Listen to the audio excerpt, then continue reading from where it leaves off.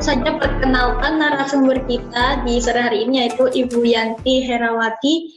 Beliau ini adalah orang tua yang memiliki 3 anak dan ketiganya menjalani homeschooling dengan kurun waktu yang berbeda-beda. Dan dari ketiga anak tersebut ada 2 yang gifted, yaitu namanya Nadira dan Izan.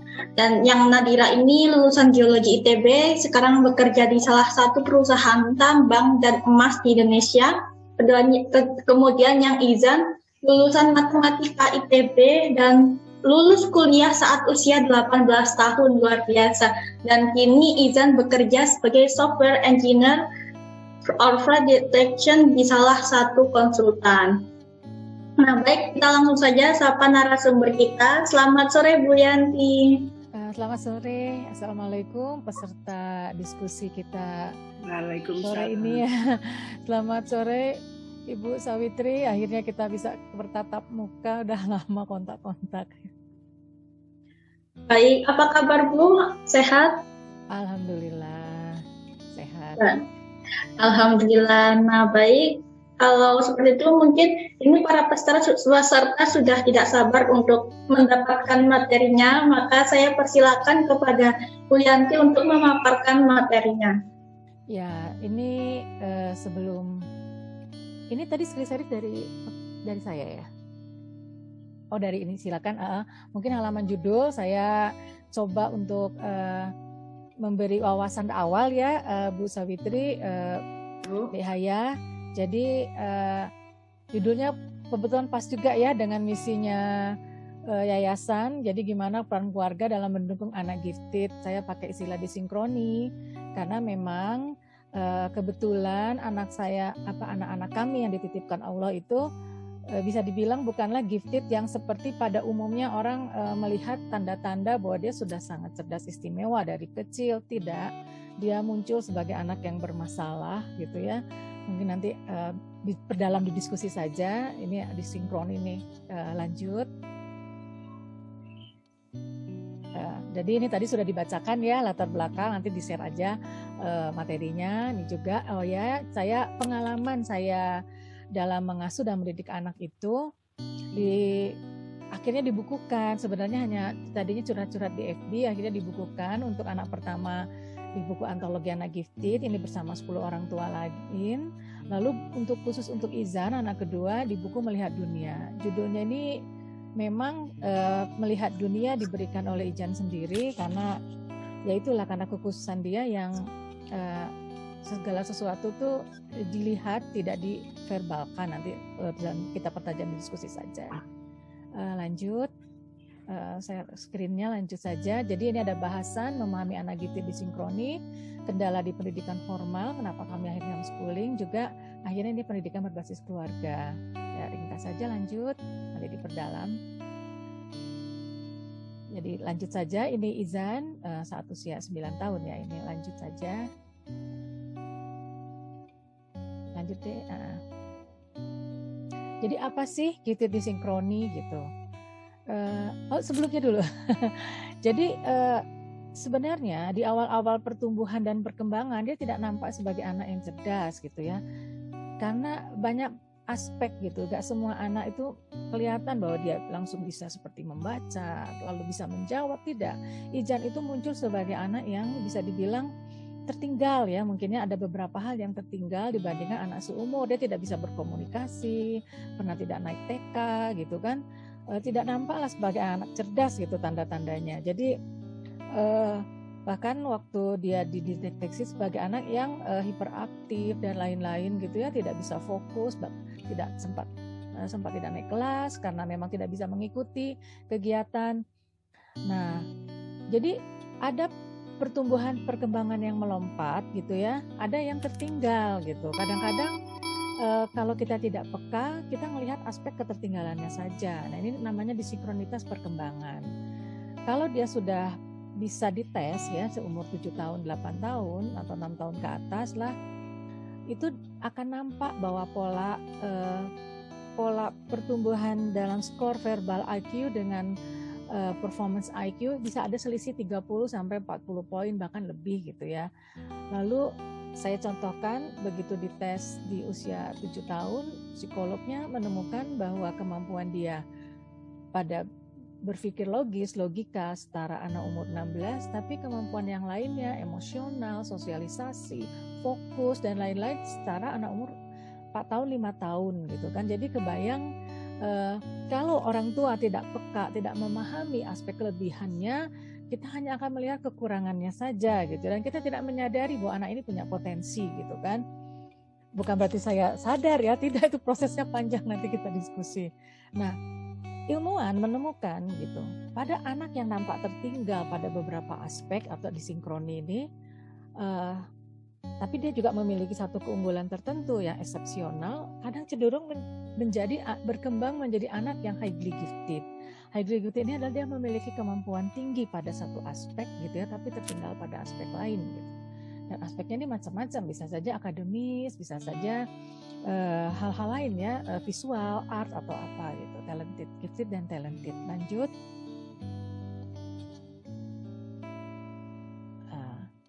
Ini kalau gambarnya ini kadang-kadang anak ini kan menampilkan keinginan bermain yang tiada habis-habisnya gitu kan.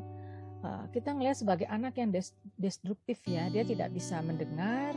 Saya sempat bawa dia waktu umur 4 tahun itu karena dia tidak mendengar dan tidak mau menengok kalau dipanggil, dia hanya mengikuti keinginannya sendiri gitu kan, bermain gitu. Lama-lama saya perhatikan gitu ya, kalau bermainnya dia tuh seperti tidak ada tujuan. Waktu dia awal-awal umur 6 tahun, 7 tahun tuh ya bermain bebas, merusak dan lain-lain gitu.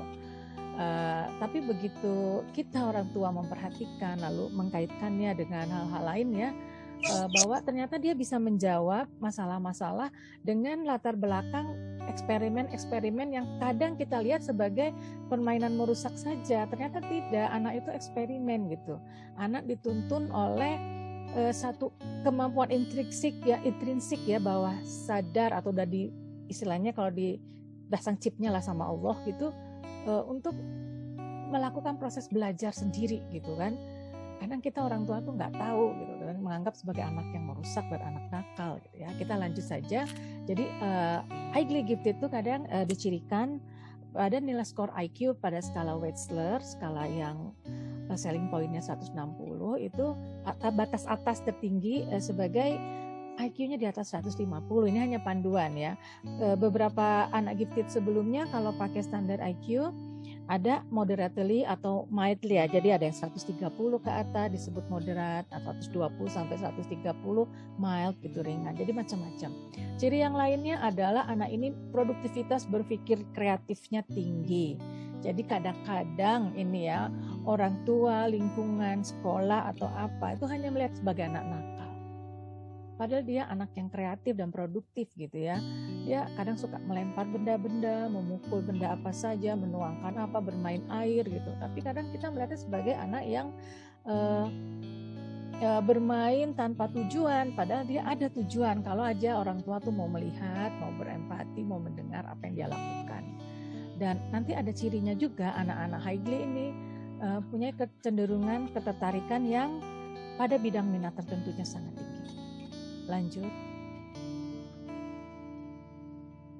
Lanjut aja ya.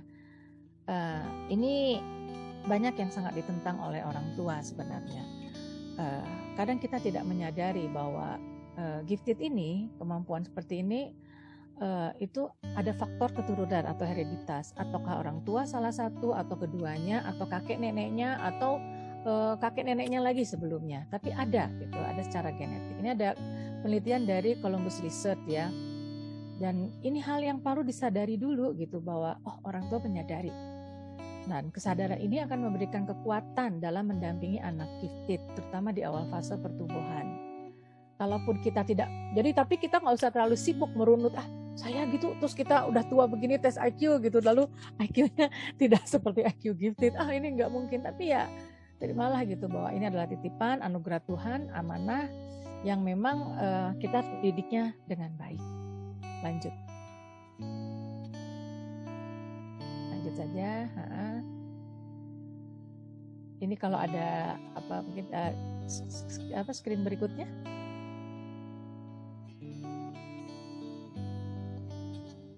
Nah, ini kita perlu memahami yang utama bahwa anak highly gifted, anak gifted ini cara berpikirnya tuh menyukai hal yang kompleks dan rumit.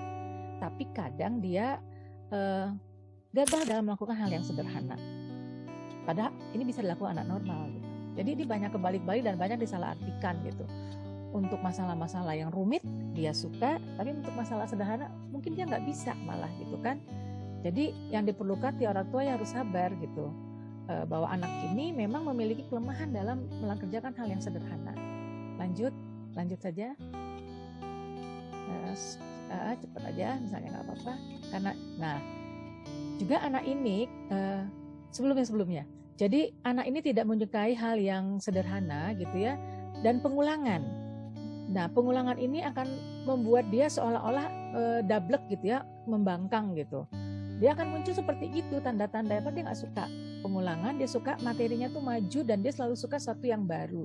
Karena dia ingin belajar satu yang baru, walaupun kadang dia belum paham, belum menguasai, tapi dia sangat membosan gitu kan. Nah, mainannya sebentar udah dibuang misalnya kan, nggak suka lah, kita nganggap dia ini kok boros gitu ya, dia rusak gitu, ini ciri-cirinya gitu kan, padahal dia tuh sebenarnya ingin terus, otaknya membutuhkan stimulasi baru gitu, tapi bentuk keluarnya sebagai anak yang bikin onar gitu ya, apalagi kalau di sekolah mungkin dia jadi bosan duduk gitu, dia jalan-jalan gitu kan. Lanjut, nextnya. Nah, terus ada masalah pada konsentrasi karena perkembangannya tidak harmonis.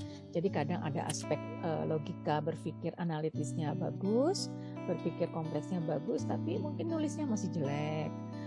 Dia tidak teliti, lalu rentang perhatiannya sangat rendah, mungkin hanya semenit, 2 menit gitu ya.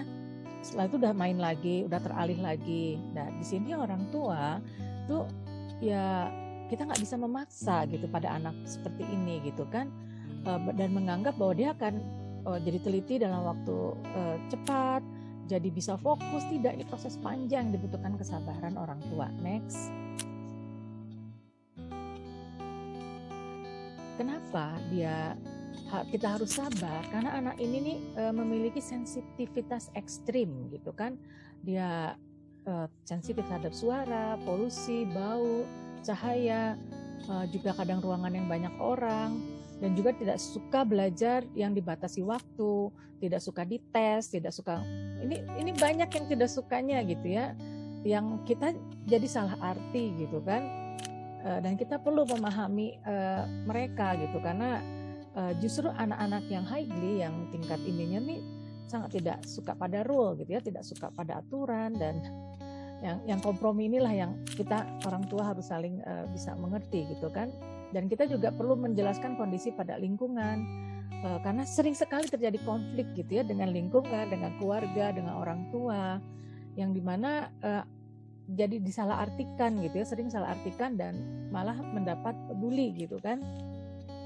Itu kenapa saya bilang disinkron ini bukan sosok yang seperti cerdas istimewa gitu, yang penurut, tidak, dia pemberontak malah gitu kan. Lanjut, next. Kadang muncul sebagai anak yang sangat perfeksionis ya, jadi perfeksionis, ingin sempurna, dan dia takut gagal. Satu sisi sikap ingin sempurnanya adalah positif, tapi bisa jadi negatif kalau terlalu mendominasi. Bahkan dia jadi muncul juga kadang tipe yang dia tidak mau mencoba gitu, karena mencoba tuh aduh takut gagal, takut nggak bisa, nanti diketawain, dan pikirannya tuh berputar gitu ya. Dan ini kalau tidak ditangani, ini akan jadi gangguan gitu ya, gangguan psikologis gitu. Kita harus menguatkan mental, emosi si anak untuk mengelola perasaan takut gagalnya ini. Bagi anak-anak gifted dengan sensitivitas yang seperti ini masalah emosi itu masalah yang paling penting gitu sebenarnya, karena mereka fragil dan rapuh gitu ya. Next. Nah ini ya, kalau kendala di pendidikan formal. Next. Berikutnya, dengan gaya berpikir mereka ini, anak ini sulit beradaptasi di sistem pendidikan formal karena aspek lompatan perkembangannya. Kecepatan dia mengolah informasi secara metakognitif dan sirkuler. menyulitkannya menyelesaikan diri dalam pola belajar formal. Apa yang dimaksud dengan mengolah informasi secara metakognitif? Jadi dia proses belajarnya itu kadang intuitif, metakognisi, sehingga dia seperti tahu aja tiba-tiba dia paham tentang teori sesuatu yang rumit, tapi dia tidak bisa menjelaskannya dari mana. Dia tuh muncul aja, kerja sistem otaknya cepat gitu ya, melingkar, tidak runut, dan dia kadang tidak bisa menjelaskan kenapa dia dapat dari mana gitu ya, bisa tahu aja. Dan ini sulit di pendidikan formal, di mana pendidikan formal tuh menuntut satu argumentasi yang runut tertulis gitu ya. Kamu dapat dari mana? Nah, kadang-kadang dia nggak ngerti dia dapat dari mana, tapi dia bisa menjawab gitu kan. Nah, ketajaman intuisi dan imajinasi ini mendahului kemampuannya menjelaskan secara verbal dan runut tadi yang seperti saya maksud. Sedangkan masalah kemampuan menulisnya belum bisa. Dia bisa mengerjakan hal yang rumit gitu ya. Misalnya saat kelas 2 dia udah bisa mengerjakan kelas 2 SD, usia kelas 2 SD udah bisa mengerjakan materi SMP misalnya. Tapi dia tidak bisa menuliskannya, tapi dia bisa menjawab gitu kan. Nah, ini banyak hal-hal yang tidak sinkron karena gaya berpikir. Next. Nah, ini dia pemikir bebas. Anak-anak ini kritis, tidak mau diatur, tidak suka tes yang berbatas waktu, juga tidak mau mengikuti runut yang silabus. Dia sangat kreatif gitu ya. Dia menyukai penemuan dan pemikiran bebas. Dia mencari jawaban atas banyak pertanyaan yang berkecamuk dalam pikirannya dia, dan dia tidak mengekor begitu saja apa yang disodorkan orang. Pasti dia akan tanya, kenapa saya harus begini gitu kan? Atau hal-hal lain lah yang intinya kalau tanda kutip itu ngeyel mungkin ya. Kalau pada anak-anak itu. Lalu kalau ada teorema misalnya, anak-anak lain mungkin manut. Tapi kalau dia tidak bisa menerima begitu saja hal-hal yang disodorkan kepadanya. Next. Nah, kadang ini yang ngeyel ini, yang disinkroni ya, seperti anak saya ini, dia tuh tidak selalu cocok mengikuti pembinaan-pembinaan model drilling ya, kayak olimpiade atau ya seperti drilling, atau karena sensitivitas emosinya yang masih labil gitu ya, pada anak-anak ini juga tidak bisa ditempatkan terpisah dari orang tua ya, karena kesulitan-kesulitan dalam bahasa verbal atau aspek lain yang tidak dipahami oleh lingkungan itu membuat dia tidak aman dan nyaman gitu ya bersama orang lain misalnya. Dia harus ada lingkungan yang kondusif, yang sesuai dengan dia. Karena dia membutuhkan emosi, atensi, perhatian, dan nilai-nilai sosial keluarga gitu kan, apalagi yang pada anak masih kecil. Next.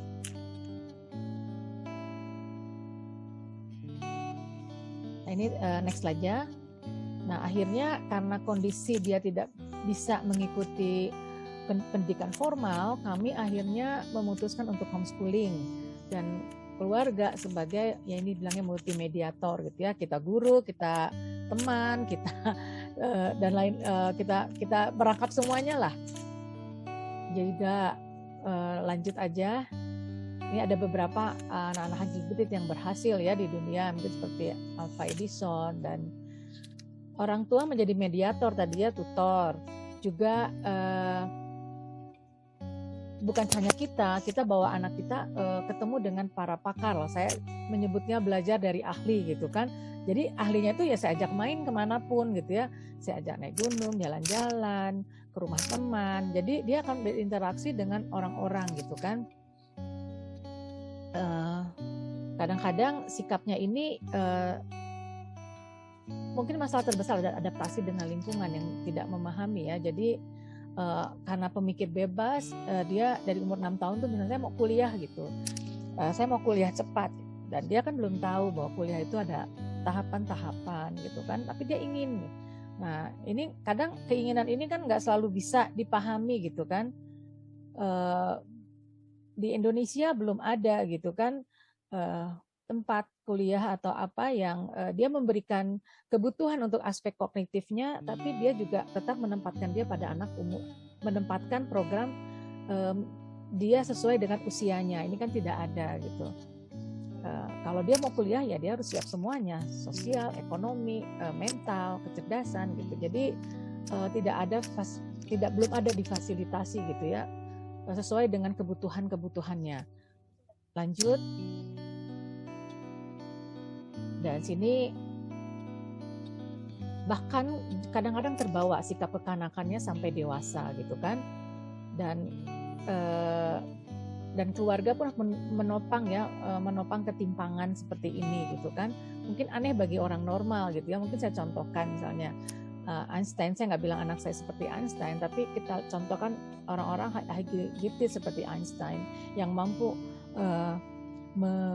menguraikan teorema rahasia alam semesta yang rumit, tapi dia mungkin beberapa aspek mungkin seperti berpakaian, makan, bersih-bersih tubuh itu dia ada masalah kekurangannya gitu kan.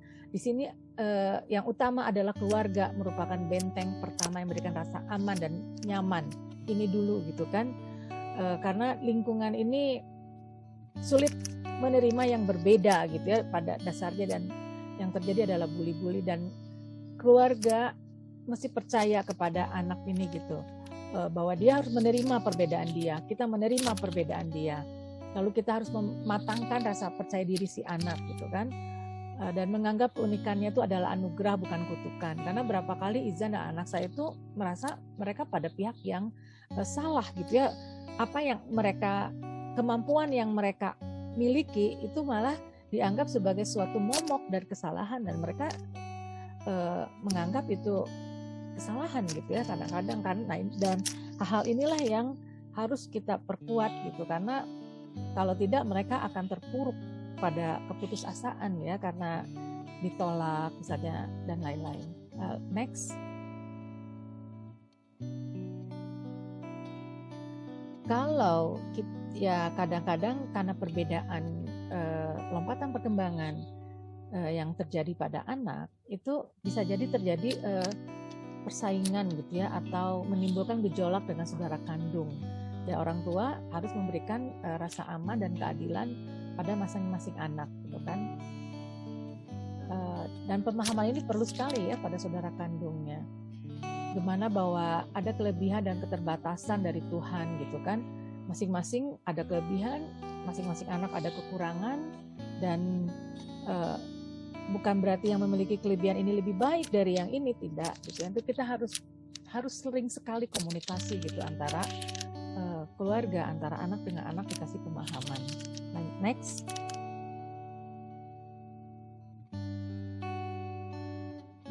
Next aja. Nah itu. Nah seringnya gitu ya, begitu kita memiliki anak yang menuntut perhatian gitu nggak, ini kelihatannya sebagai anak yang menuntut ya, ibu-ibu atau peserta ini pada masa kecilnya anak-anak cerdas gifted ini tidak seperti anak-anak gifted gitu. Dia anak yang ngeyel gitu, merusak. Jadi orang tua tuh seringkali malah menghambat lompatan perkembangan kecerdasan anak, karena hanya memandang anak tuh sebagai anak yang nakal gitu kan. Ini sering sekali yang terjadi pada orang tua, ini yang sangat saya sayangkan, dan ini bisa membunuh kecerdasan anak sebenarnya gitu kan. Padahal lompatan itu adalah fase alami. Ini ya udah, next lagi nih ininya. Iya, ini keputus lagi untuk putus ya. Oke, mungkin boleh lanjut tanya jawab saja, Bu. Oke, silakan. Oh, baik, ini udah masuk lagi. Boleh lanjut tanya jawab atau lanjut slide-nya? Tadi kayaknya kurang 3 slide ya, Bu. Dikit lagi tangguh. Tadi nanti tanya jawab bisa langsung dengan pertanyaan yang sama ini aja ya, rinci. Sebelumnya coba nomor 22 apa ya tadi ya? 23 kali tadi. Sebelumnya ya. Ini lagi. Ini di akhir ini ya. Sebelumnya lagi. Ya, sebelumnya. Ini udah tadi ya. Oh, berarti yang tadi. Ini udah, sekarang yang 24 berarti. Ya ini mungkin pesan gitu ya. Anak itu adalah amanah dengan seperangkat pesan dari penciptanya. Dengarkan, lihat, pahami, fasilitasi, dan jadilah multimediator sesuai dengan pemberian ilahi yang sudah melekat dalam dirinya si anak. Lanjut. Ini ada beberapa liputan saya, lanjut aja mungkin di media bisa ini. Dan ini ya terima kasih, mudah-mudahan nanti dipertajam. Ini keluarga kami, Nadira yang jaket kuning, Izan yang sebelah saya, dan ini si kecil. Oh ya, sedikit tambahan mungkin untuk saya tidak banyak membahas anak saya yang ketiga. Dari potensinya dia sebenarnya ada, tapi sewaktu kecil saya mengalami dia bayi kuning dan saya mengalami kesalahan sehingga dia bisa dikatakan mengalami ada yang namanya minor brain damage ya, kerusakan otak yang kecil, dan dokter yang merawatnya berharap tidak ada semakin parah, tapi ya ternyata anak ini disleksia dan lain-lain.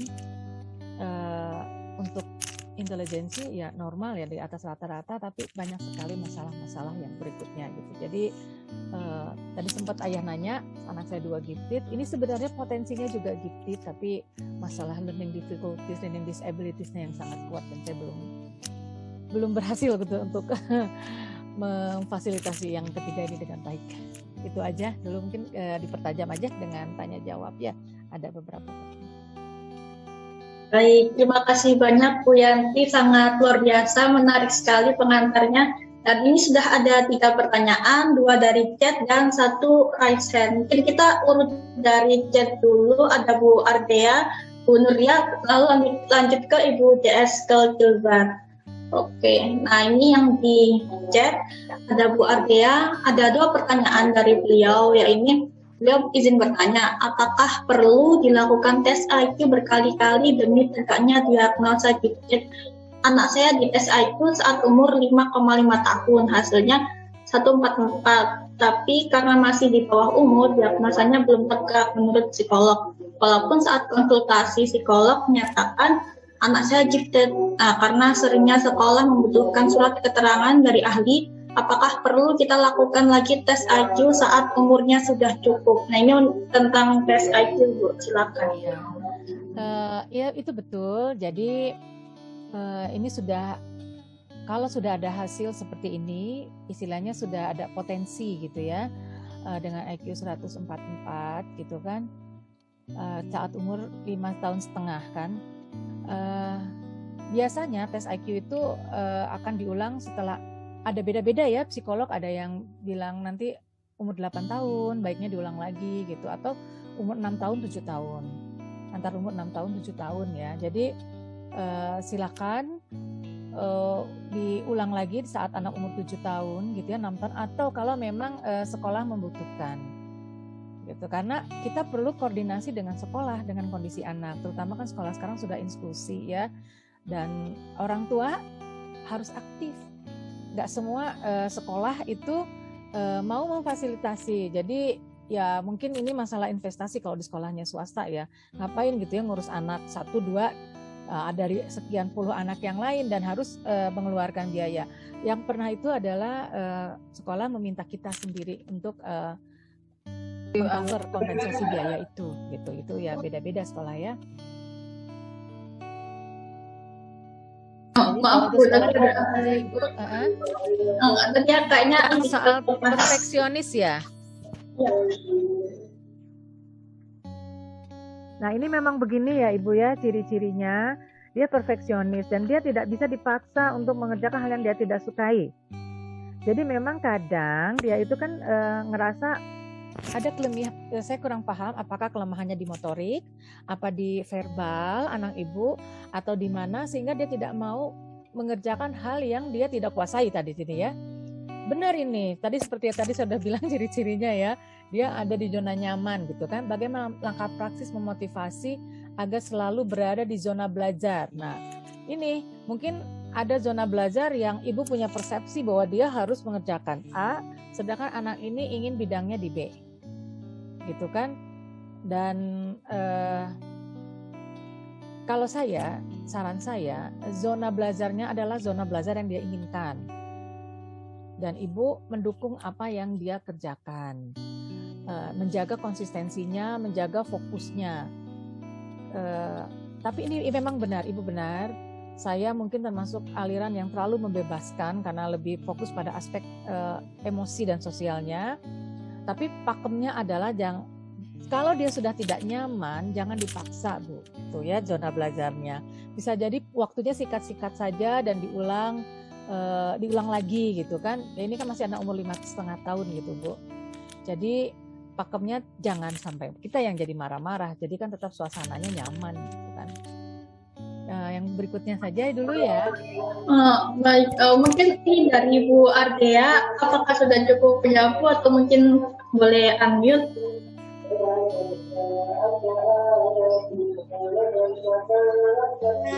Selamat sore Ibu Yanti dan Sore.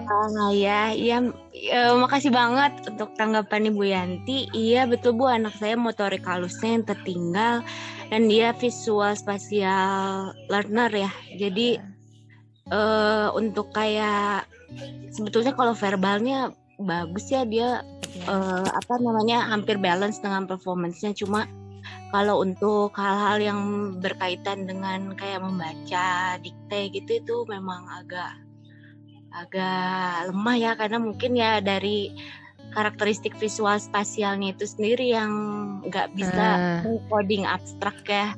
Gini, jadi sebelum untuk dikte itu kan yang tadi saya paparkan, dia tidak mau mengikuti sesuatu yang disodorkan dari istilahnya ya. Dikte itu kan dia hanya mengulang, hanya mengopi. Sedangkan anak-anak ini membutuhkan satu tantangan yang menantang kemampuan berpikir high order thinking mereka. Jadi mereka ini kan berpikirnya tingkat tinggi.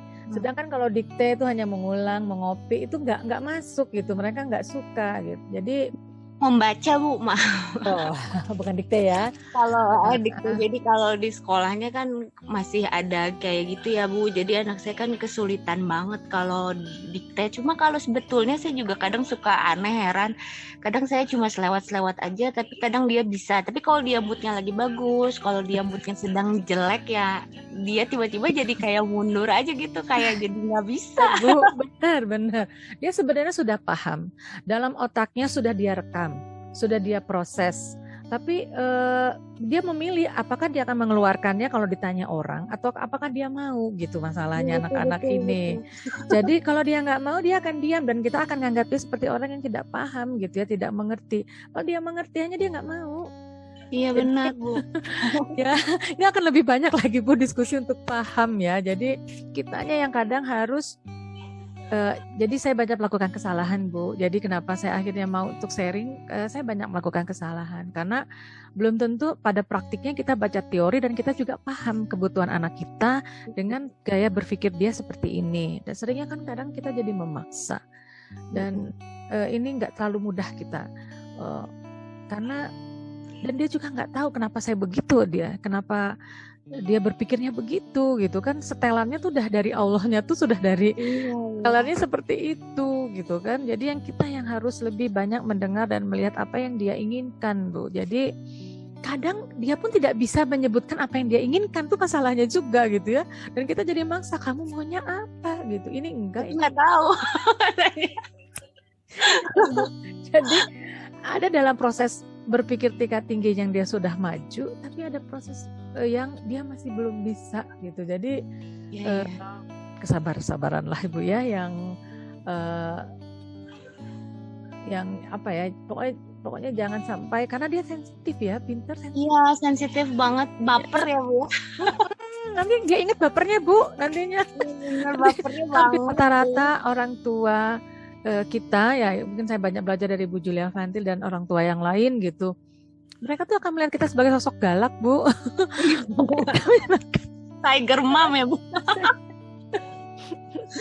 Iya Bu gitu. Jadi Bu tolong peka, kitanya juga harus lebih sensitif lagi menangkap apa yang dia mau dan paham. Iya baik Bu, makasih banget insight-nya, banyak banget juga untuk moderator. Ya baik, terima kasih banyak Bu Yanti dan Bu Ardea. Semangat terus Bu, Ibu Ardea. Nah selanjutnya kita lanjut ke pertanyaan kedua, masih di kolom chat. Ini ada Bu Nurlia. Beliau bertanya kalau awalnya sekolah anaknya di sekolah umum, tapi karena terus berbentrok dengan teman dan guru, kami memutuskan semester ini homeschooling di kelas 4 semester 2. Kami masih sangat awam tentang homeschooling, apalagi untuk anak gifted. Sekarang kami dibantu tutor, tapi tutornya belum terlalu paham juga bagaimana cara untuk menjelaskan ke tutornya, dan kami sebagai orang tua di rumah menjalankannya bagaimana. Begitu, Bu. Ya, semoga yang pertama-tama Ibu Nurlia harus pahami.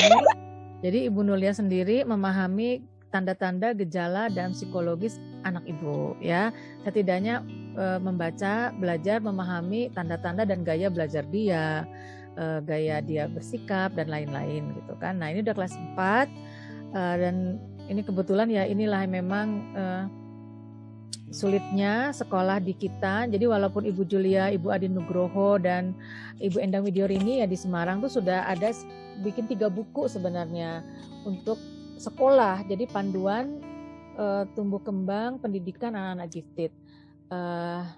Buku ini sebenarnya karena distribusinya terbatas ya, bukan untuk dijual perbelikan gitu, tapi dibagikan untuk sekolah. Ini diharapkan sekolah itu bisa dengan panduan ini bisa menangani anak-anak, tapi ya belum tentu sekolah ya akan sama semua gitu ya. Ibu Nurlia saya nggak tahu domisilinya di mana, tapi akhirnya memutuskan homeschooling dan ini tutor. Sebenarnya anak-anak ini sudah disetelkan oleh Allah kemampuan dia belajar sendiri. Jadi ibarat seorang anak yang baru mulai berjalan, dia kan nggak banyak kita ajari jalan kan, kita hanya membimbing dia untuk berdiri, menuntun dia, dan anak-anak gifted ini sebenarnya sudah ada diprogramkan gitu kan. Yang perlu kita lakukan gitu adalah melihat bakat dia dominan di mana, minat dia dominannya di mana, dan kita mulai dari sana. Mulai dari gaya berpikir dia, mulai dari gaya belajar dia, mulai dari apa yang dia inginkan, dia akan ngasih tahu kita. Tadi clue saya adalah kita bersabar melihat apa yang dia katakan, apa yang dia lihat, apa yang dia amati. Jadi banyak anak mungkin dengan belajar kinestetik, dia kan sering jatuhin, contoh ya, dia sering jatuhi benda, dia buka tutup pintu terus menerus, dia ya pokoknya dia ada yang dilakukan berulang-ulang, berarti itu yang menarik dia, pengulangan-pengulangan itu gitu kan. Dan di sini perlunya orang tua, memang orang tua sigap ya, istilahnya orang tua siaga jadinya ya, karena anak ini ya akan menuntun kita belajar seperti apa. Dan gimana tutor ini supaya paham? Tutornya suruh banyak baca, mau nggak ya? Jadi yang sering adalah komunikasi ibu dengan tutor. Ciri-ciri karakter anak ibu seperti ini, dampingi anak ini saat bersama dengan tutor. Saya nggak ngerti kalau anak umur kelas 4 SD ini kan mungkin masih matematika gitu ya. Yang utama adalah jangan memaksa dia, anak ini, untuk mengikuti. Biasanya nih kalau pada anak-anak ini nggak suka yang aritmetik gitu ya, nggak suka yang berhitung, dan dia kadang tidak teliti gitu. Jadi maklumi kalau dia tidak teliti, maklumi kalau tulisannya jelek gitu kan, maklumi kalau dia jenuh, pecah-pecah menjadi belajar yang mungkin hanya 3-10 menit, 3-5 menit. Saya kurang paham gitu ya karakteristik anak ibu ini, udah dites seperti apa, profil psikologisnya seperti apa. Kalau dia rentang perhatiannya pendek, lebih sering-sering break istirahat gitu kan. Nah ini karena ada tutor, jadi sering komunikasi lah dengan tutor. Yakinkan bahwa anak ini, yang paling kita bahwa anak ini bukan anak yang sempurna loh, bukan selalu sempurna, bukan berarti tidak ada masalah gitu, justru mereka banyak masalahnya. Dan kalau kita tidak baik menghandlenya, ini ada penelitian Ibu ya, 42% anak-anak gifted ini justru kalau kita tidak mendidik mereka dengan baik berakhir pada gangguan kejiwaan. 42% mungkin ada psikopat, kalau nggak salah 16% sosiopat gitu. Jadi bahkan riset di negara maju hanya 3% yang berhasil. Kalau kita tidak menjaga mereka, mendidik mereka dengan baik, Ibu. Jadi jangan itu sering sekali penjara-penjara dalam penelitian itu orang cerdas, Ibu. Salah penanganan dari kecil. Jadi ini saya termasuk yang lebay, mungkin nggak apa-apa bilang saya lebay, tapi karena saya memang konsen gitu. Lanjut. Oke, baik. Terima kasih banyak Bu Yanti. Semoga cukup menjawab ya, sangat luar biasa karena komunikasi yang paling penting dengan tutornya, dengan anaknya juga. Nah, kemudian kita lanjut ke Bu Ana yang sudah raise hand. Silakan Bu Ana. Bismillahirrahmanirrahim. Assalamualaikum warahmatullahi wabarakatuh. Terdengar, Bu? Terdengar? Baik, terdengar Bu. Ya, terima kasih atas kesempatan yang diberikan. Pertama-tama mungkin saya mengucapkan terima kasih telah diselenggarakannya webinar seperti ini karena memang menjawab banyak hal yang menjadi permasalahan bagi orang tua yang anaknya diduga atau mungkin gifted. Yang pertama mungkin juga saya luar biasa Bu Yanti menghadapi lebih dari satu karena biasanya menghadapi satu itu aja udah luar biasa ya, secara fisik maupun batin itu cukup melelahkan. Yang ingin saya tanyakan pertama adalah Bu Yanti sendiri kan ini lebih dari satu ya Bu ya. Nah, apakah Ibu sendiri mengalami permasalahan dengan pasangan ya terkait pola menghadapi anak gifted gitu ya? Misalnya Ibu mungkin memahami gitu ya sebagai anak Ibu sebagai anak gifted, tetapi mungkin pasangan Ibu belum tentu setuju gitu. Nah, apa mungkin ibu-ibu di sini dan Bu Yanti itu mengalami hal seperti itu dan bagaimana menghadapinya? Mungkin contoh satu kasus ya. Kalau saya sendiri itu kan lebih santai melihat sesuatu itu ya, lebih santai dalam menjalani keseharian, sehingga saat anak saya diduga gifted ini ya saya nggak terlalu ngoyo untuk belajarnya tuh enggak nge-push secara waktu harus begini gitu, enggak gitu. Saya diam. Tapi satu sisi pasangan itu orang yang teratur, gitu ya, sangat teratur sehingga belajar tuh harus jam segini, ini harus diulang sekian kali, ini harus, nah itu seperti itu sehingga itu ya kadang saya juga bingung ini bagaimana ini efek anak saya. Tapi anak saya mengikuti dari suami saya ya. Nah memang hasilnya dari pelajarannya itu tidak ada masalah Bu. Hampir semua nilainya itu mendekati 100 lah ya. Malah di bagian-bagian pelajaran yang dia suka dia mendekati 100. Hanya satu saja yang kami masih kelabakan adalah menghafal Al-Quran yang harus di-store, itu setengah mati kelabakannya gitu ya. Tapi sekali lagi itu saya mau meyakinkan kepada suami memang di situ kelemahannya dan itu memang menjadi nggak usah dituntut lah, dan alhamdulillah sekolahnya juga tidak menuntut gitu, tidak menuntut harus, yang penting ikuti saja gitu. Jadi pembiasaannya saja yang diberikan itu satu. Bagaimana nih dengan pasangan yang berbeda? Kedua, terus terang yang tadi saya bilang, secara akademik saya tidak terlalu bermasalah dengan anak saya kecuali menghafal Al-Quran, tetapi secara perilaku dan emosi itu secara emosi dan sosial juga nggak terlalu bermasalah. Dia punya teman, bermain dengan temannya tidak masalah. Hanya secara emosinya Bu itu sangat menguras ya, saya menghadapinya. Untuk hal-hal yang kecil saja itu menjadi permasalahan gitu. Dan kalau sudah marah Bu, itu saya bisa misalnya kalau dia pukul dengan sesuatu pensil, dia akan terus memukul tangan saya. Gitu, saya bilang sudah, saya minta maaf, atau sudah itu ya terus Bu, tidak berhenti, terus tidak berhenti sampai kadang kalau dulu saya belum paham gifted saya emosi gitu ya, kepancing. Kok sekarang saya sudah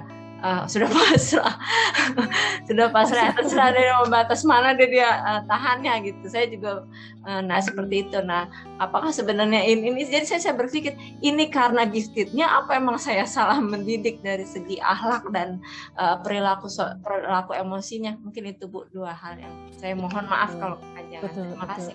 Ya Ibu Ana, alhamdulillah kebetulan saya dengan suami tidak ada masalah ya, karakter kami hampir sama dalam pola pengasuhan dan pendidikan anak. Mungkin bahkan suami saya cenderung menyerahkan gitu ya.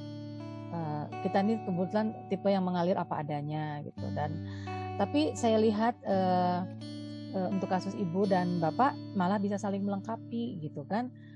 Dimana kalau saya akui saya terlalu santai, suami saya terlalu santai gitu. Jadi keluarga santai gitu ya Bu ya. Tapi saya lihat dulu saya agak mengabaikan saran dari psikolog ya, mungkin karena kita susah sekali dalam pilihan-pilihan ya, timing gitu kan. Bisa dibilang kita belanja untuk anak kedua nih psikolog cukup banyak, dan psikolog ini selalu memposisikan dirinya hampir mirip dengan suami ibu deh kayaknya. Jadi perlu ada, walaupun dia dikasih kebebasan, tetap perlu ada kontrol. Dia harus belajar tanggung jawab, harus ada rule gitu ya. Nah, jadi ini yang saya swear Bu, kalau saya bicara di sini bukan berarti saya sudah sempurna dalam mendidik anak, tapi belajarlah dari banyak kesalahan saya gitu kalau pesan saya di sini. Jadi saya sendiri waktu itu bisa dibilang tidak terlalu mengakomodir pendapat dari psikolog itu. Tapi setelah saya menjalani dan anak ini cukup besar, lalu saya melihat di usia mereka sudah remaja dan dewasa, saya bisa melihat bahwa ada kekurangan yang dulu tidak saya lakukan, adalah taat pada rule, keteraturan sedikit aja. Mungkin nggak usah terlalu drastis gitu ya. Komunikasi dengan dia, bikin kesepakatan. Jadi mengakomodir keteraturan dari suami, dari ayahnya. Dan itu saya pikir perlu. 5 menit aja, mungkin 10 menit aja gitu. Mungkin untuk menghafal, mungkin tidak seperti jadwal yang seperti orang-orang lain seperti ayahnya, tapi ada satu rutinitas yang dikerjakan Bu, mungkin setengah jam, tapi rutin tiap hari gitu. Minta dia untuk mau di jam itu, dan itu nampaknya lihat dari kesalahan saya yang terlalu bebas dan tidak beraturan gitu, karena saya juga begitu. Saya pikir ada, mungkin tidak. Kalau dia tidak mampu 30 menit, saya kurang tahu berapa usianya. Ibu Ana 8 Bu, 8 tahun. Laki-laki 8 tahun. Ya itulah laki-laki lebih ini. Jadi bisa dibilang ada keteraturan walaupun hanya sedikit yang harus dimulai Bu. Ini dari saya yang sudah banyak kesalahannya gitu. Walaupun mungkin tidak sebanyak pengulangannya, waktunya seperti rule yang bapaknya, tapi tetap harus ada. Itu aja. Baik. Terkait perilakunya gimana Bu sekarang? Iya. Kalau untuk perilakunya yang kalau Ibu anak saya pernah saya bawa di pusat keberbakatan UI saat usianya 6 tahun 8 bulan, 3 anak itu, dan mendapat skor yang masalah sosial, emosi, dan itu bisa dibilang sampai psikolognya itu seorang profesor tuh marahnya ke saya gitu kan, menganggap bahwa saya telah salah dalam pola asuh. Dari sangat saya terpukul loh itu Bu. Saya bukan mau lebay di sini ya, tapi judgement yang bahwa kita telah salah mendidik anak, lalu muncul anak-anak yang sensitif dan emosionalnya labil seperti ini, ya bagaimana kita mendapat anak yang seperti ini itu ya Bu ya. Jadi pada tahapan dia, mungkin tadi saya sempat tulis Bu, kalau kita mau sabar, ada seorang saya nggak akan bilang siapa gitu, umuran hebat, umur 45-an, tapi usia emosinya mentok di umur 16 tahun tuh bagaimana ya. Jadi sampai saya akhirnya banyak perundungan gitu ya Bu ya. Kalau saya masih diberi hidup gitu sama Allah sampai umur saya sekarang, dan menemui anak saya masih ada kelemahan di masalah emosi, saya hanya pasrah dalam arti bahwa Allah memberikan saya usia untuk menemani mereka, menutupi kekurangannya, melindungi dia dari lingkungan gitu. Sampai saya nggak tahu gitu pelan-pelan sampai kapan gitu. Tapi kalau mungkin Allah bilang anakmu sudah cukup, mungkin saya tidak akan dipanjangkan usianya. Saya hanya pasrah begitu Bu. Tapi tetap ada satu proses pendewasaan itu ada, pembekalan itu ada, tapi mungkin tidak seperti anak normal yang mandiri, tegar, kuat dan lain-lain. Tapi dia tetap perlu dikuatkan gitu. Lalu kalau dia sangat sensitif, masih umur 8 tahun, saya sampai akhirnya, mungkin saya aliran pasrah Bu ya. Mungkin saya bilang, Ibu bersyukur kalau anak Ibu masih sangat tergantung sama Ibu. Ibu gak pernah tahu nanti di umur 10 dia dewasa, di umur 15 tahun dia sudah cukup mendapat kasih sayang dari Ibu. Dan sebuah riset menunjukkan bahwa anak yang sangat tergantung sama ibunya waktu kecil, itu malah dia akan tumbuh menjadi karakter yang kuat di kemudian hari. Itu riset. Jadi puas-puaskan saja Bu manjanya. Itu hasil dari saya baca gitu ya. Begitu dia cukup kasih sayang terutama dari ibunya. Anak saya juga masih di pangku umur 8 tahun, Ijan 10 tahun. Dan saya lihat begitu kebutuhan itu terpenuhi, dia tidak akan cari di usia dewasa lainnya Bu. Jadi banyak sekali pribadi-pribadi dewasa-dewasa yang sekarang saya nggak bilang banyak masalah sekarang, tapi karena tidak tercukupi masa kecilnya, itu aja. Jadi memang itu habit, memang itu ya memang itu kebutuhan dia, Bu, gitu. Saya cenderung akan bilang gitu. Daripada dia kebutuhannya setelah dia tua, setelah dia dewasa, dia cari kasih sayang itu. Punten saya mungkin agak berbeda. Ya, baik, terima kasih banyak Bu Yanti. Untuk Bu Ana, apakah sudah cukup menjawab, Bu? Ya, Bu, terima kasih. Oh, suaranya nggak keluar. Suara siapa ya? Jadi suara Ibu Ana atau Oh, Bu Ana yang Ya, keluar. sudah, Bu, terima kasih ya. Pada intinya memang perilaku dan emosinya ini memang luar biasa ya, Bu ya. Iya. Coba ini. Baik, selanjutnya kita ke di kolom chat ini ada pertanyaan, tapi chatnya pribadi ke saya, jadi saya bacakan saja. Ini dari Ibu atau Bapak X. Nah, ini beliau bertanya bagaimana menghadapi anak yang underachiever, padahal sewaktu kecil dia terlihat potensi lompatan intelijensinya. Dulu suka sekali buku, sekarang tidak mau sentuh sama sekali. Lalu ini beliau ada 3 pertanyaan sih. Selanjutnya beliau bertanya kalau dia sekarang sudah mau remaja, 10 tahun, suka main game dan menggambar, tapi banyak terdistraksi keingintahuannya tentang lawan jenis. Kemudian dia juga bertanya bagaimana mengajarkan empati untuk anak jika dia seperti tidak punya empati tapi rapuh juga. Begitu dari X. Ya, jadi yang pertama underachiever ya. Ini memang 6 hal yang memang paling banyak dialami anak-anak yang potensi, yang awalnya mengalami lompatan perkembangan, tes IQ di awal tinggi, tapi karena salah, saya nggak bilang kurang tepatan penanganan, dia menjadi underachiever. Biasanya karena hal pertama kita tidak beradaptasi, tidak kompromi dengan masalah difficulties-nya dia. Jadi kan saya di awal udah bilang bahwa anak ini bukan anak yang sempurna. Seperti yang kita, kalau dia cerdas, dia bisa sendiri gitu. Kalau dia cerdas pasti dia mampu. Tidak. Ini banyak kadang komorbidnya dengan hal yang lain. Apakah gangguan konsentrasi, apakah gangguan motoriknya, apakah gangguan hal-hal yang lain gitu ya. Hiperaktivitasnya gitu kan. Nah, biasanya kalau kita menangani dia sejak dini dan kita tahu gitu ya, misalnya diperiksa di psikolog atau mana, kita bisa tahu profilnya dia seperti apa, lalu kita bisa menanganinya dia dengan baik lah, walaupun bukan 100% bisa menjawab gitu kan, tapi kita bisa paham profilnya. Jadi kadang ada yang namanya learning disabilities gitu, di mana dia memang masalah belajarnya ketidakmampuan masalah belajar atau hanya learning difficulties, masalah kesulitan belajar.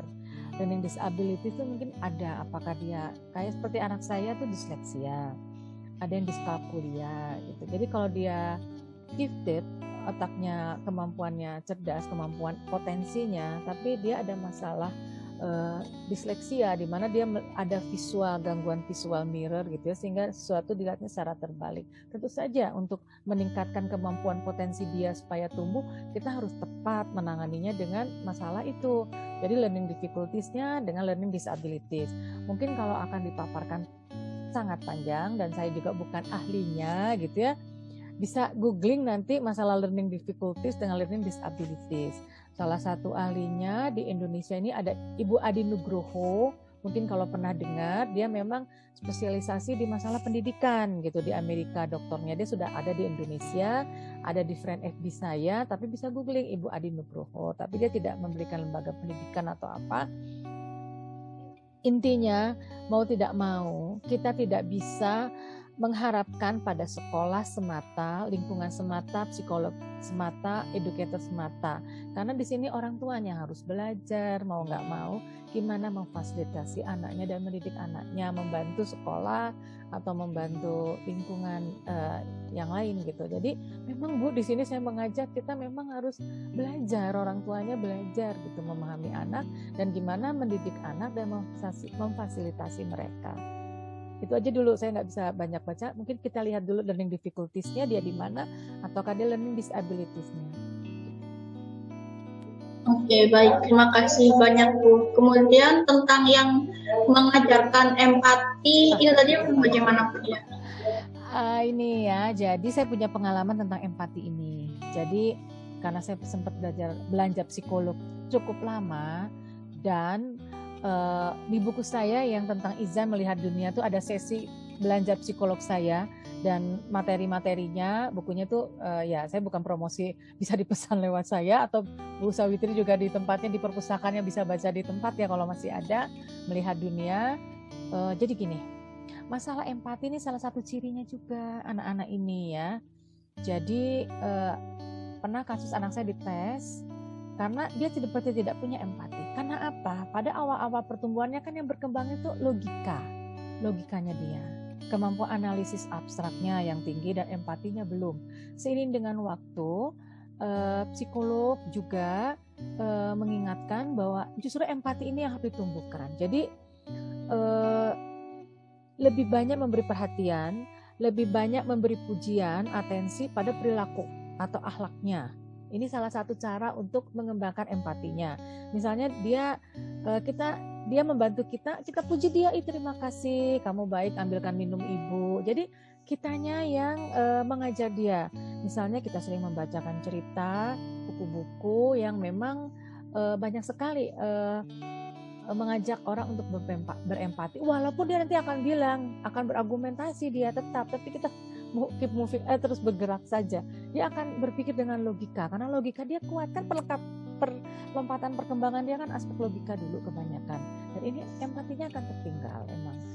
Tapi bukan berarti kita biarkan saja, kita ajak dia, kita bawa dia ke lingkungan. Dulu saya sering ajak dia ke anak-anak ini ke tempat yatim piatu gitu ya, ke tempat-tempat alam gitu ya, dimana akan memancing rasa keindahan, ke empati, melihat alam ciptaan Tuhan. Itu sering-sering, karena dia memang akan logis sekali.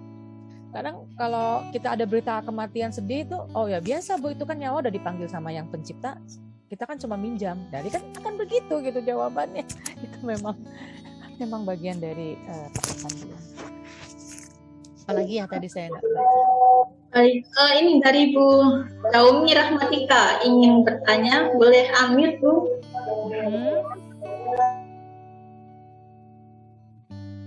Sudah? Ya. Sudah. Assalamualaikum warahmatullahi wabarakatuh. Waalaikumsalam. Salam Bu Yanti. Ya. Sebenarnya saya sudah membaca bukunya Bu Yanti itu 5 tahun yang lalu tentang gifted. Itu kebetulan yang disarankan sama almarhum teman saya Yahya, Pak Yahya yang ITB itu Pak. Ya moga-moga Ibu kenal. Ya almarhum itu. Jadi saya sering sampai merinding. Iya benar. Sebelum beliau meninggal itu minta, kamu nulislah kayak Ibu Yanti ini dia temanku kayak gitu, ngirim dia dua buku tentang gitu. Itu terus beberapa saat meninggal dia pingin saya tuh bisa menulis. Ya yang ingin saya tanyakan Bu, kebetulan Ibu istilahnya tuh laki ya, anaknya gifted gitu.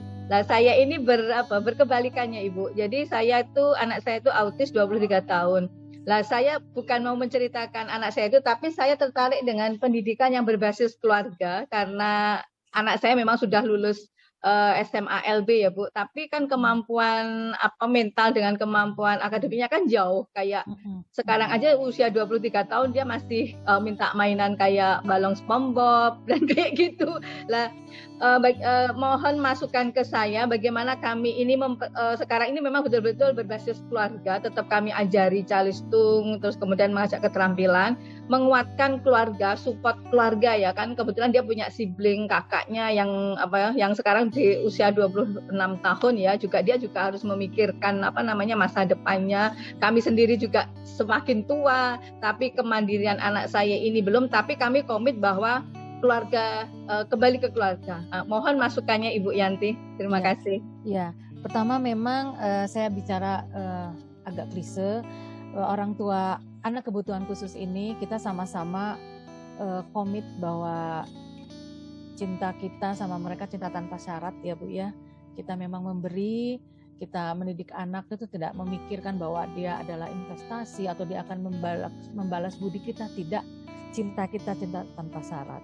Kasih sayang kita pada mereka itu tulus, itu dulu karena mereka sensitif Bu ya, mereka tahu gitu bahwa kalau kita terpaksa, kalau kita kelihatan nggak ikhlas gitu, jadi mereka tahu dan kita jaga tuh jangan sampai mereka menyesali dirinya ada di dunia karena keluarga sebagai pelindung utama itu tidak menerima mereka dengan ikhlas dan tulus. Itu pertama, cinta tanpa syarat ya.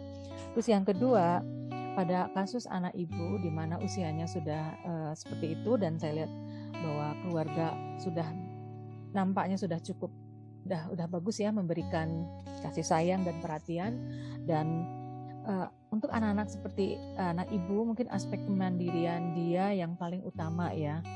Kemandirian, kita nggak bisa nuntut dia banyak, tapi ibu udah harus berpikir memberikan dia semacam istilahnya alternatif pekerjaan mungkin yang bisa dia lakukan gitu nanti saat kakaknya atau ibu sendiri kita tidak berumur panjang, walau alamnya itu hanya Allah yang tahu. Tapi saya nggak tahu itu seperti apa minatnya anak ibu, apa yang kemandiriannya ya, pertama lihat dari minatnya, dia minatnya apa, ibu ya mungkin peka seperti apa. Kadang kan apakah bahasa, apakah memasak, apakah menggambar, apakah apa gitu. Dan dengan teknologi multimedia sekarang ini kan terbuka ya, YouTube, Ibu, TikTok gitu kan. Sekarang ini anak-anak dengan kondisi kekhususan aja kalau begitu dia buat itu dia bisa mendapatkan semacam saya nggak bilang itu like, semacam pertama mencurahkan aja apa yang ada dalam dirinya, potensi dia gitu kan. Dengan sekarang teknologi sekarang itu sangat memudahkan gitu kan.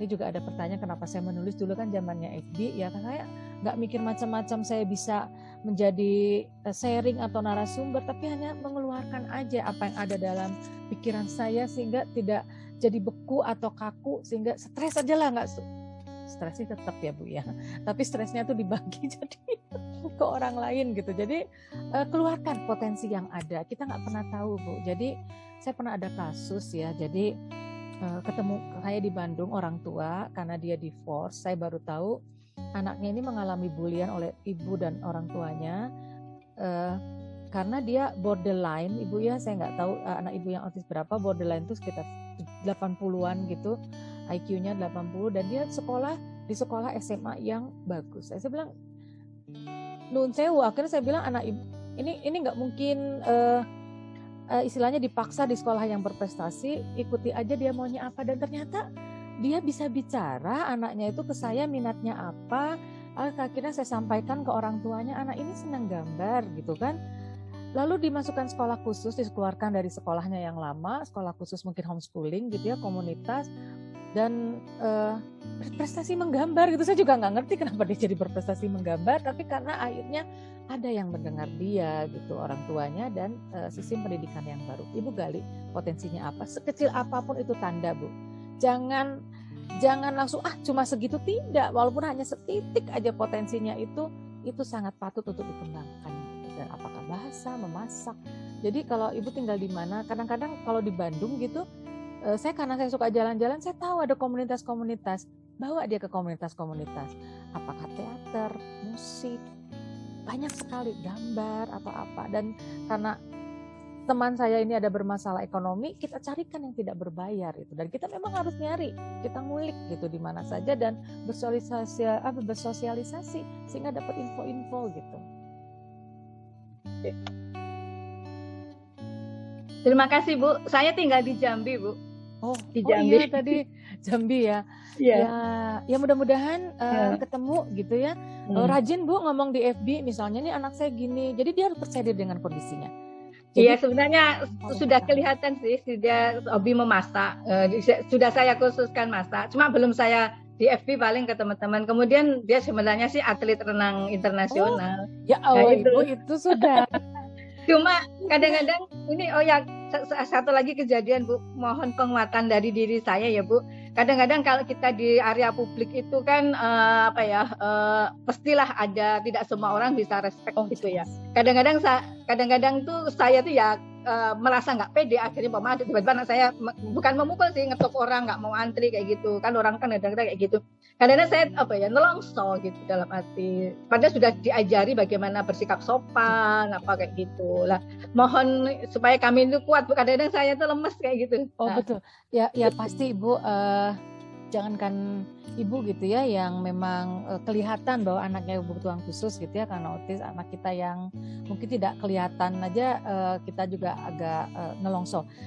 Tapi Bu kembali lagi pada keyakinan kita Bu ya, kalau saya bersandarnya tuh hanya kepada Allah Bu. Tidak. Jadi ini amanah yang memang dia titipkan dengan segala kelebihan dan kekurangannya gitu. Jadi begitu lingkungan kita mendapatkan perasaan yang tidak enak karena disebabkan respon lingkungan terhadap anak kita atau terhadap kita. Saya tuh kok loh Bu ya selalu ada di pihak anak. Biarkan aja karena kita benteng Bu, benteng pelindung buat anak kita. Kalau kita lemah, kalau kita menampakkan kita terabuse gitu ya, tersiksa oleh lingkungan, bagaimana anak ini bisa bertahan kalau kitanya tuh nggak kuat Bu. Jadi kita ini benteng, pelindung, jangan sampai dia ngerasa menyesal lahir di dunia Bu, kalau kitanya sendiri menampakkan ini. Aduh, pokoknya Ibu semangat saja, sedih pasti ada, malu pasti ada, tapi ya Allah ini teh Ibu dikaruniai anak seperti ini tuh udah anugerah dari Allah Ibu yang harus itu kuat-kuatin lagi terus. Ya kami dua sebetulnya kakaknya tuh juga saya katakan lebih berkebutuhan khusus tapi lebih ke cerdas ya, jadi kami tuh dua kutub gitu. Jadi anak saya itu Axel, terus ya memang dalam usia muda juga sudah S2 kayak gitu. Jadi makanya dua kutub kami ini. Jadi yang satu seperti ini, jadi seperti itu. Ya itu aja. Terima kasih Ibu, salam kenal. Ya salam Ibu, sukses untuk kedua putranya. Iya. Terima kasih. Ya Ibu. Baik, terima kasih banyak Bu Daumi dan Bu Yanti. Semangat terus Bu Daumi. Dan ya, tiba sekarang kita di penghujung acara. Terima kasih banyak kepada para peserta yang sudah aktif bertanya. Terima kasih banyak juga kepada Bu Yanti yang telah menjawab dan berbagi bersama kita. Selanjutnya saya akan membacakan jadwal webinar selanjutnya. Ya.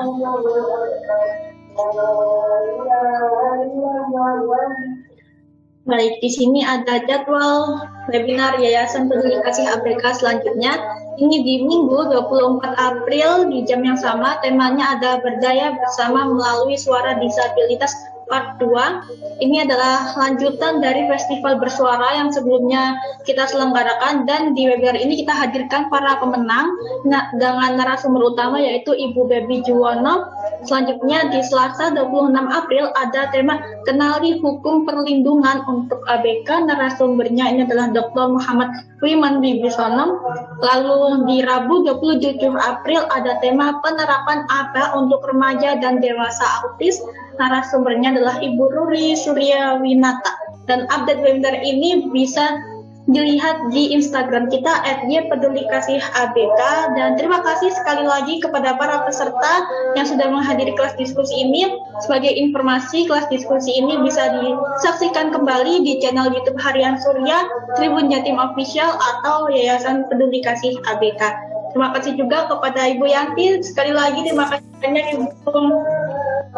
Dan terima kasih Bu Yanti, Mbak Haya, peserta yang lain ya, matur suwun baik, dan saya Haya, mohon maaf apabila tadi ada kesalahan. pamit undur diri. Sampai jumpa di webinar selanjutnya. Wassalamualaikum warahmatullahi wabarakatuh. Waalaikumsalam warahmatullahi wabarakatuh.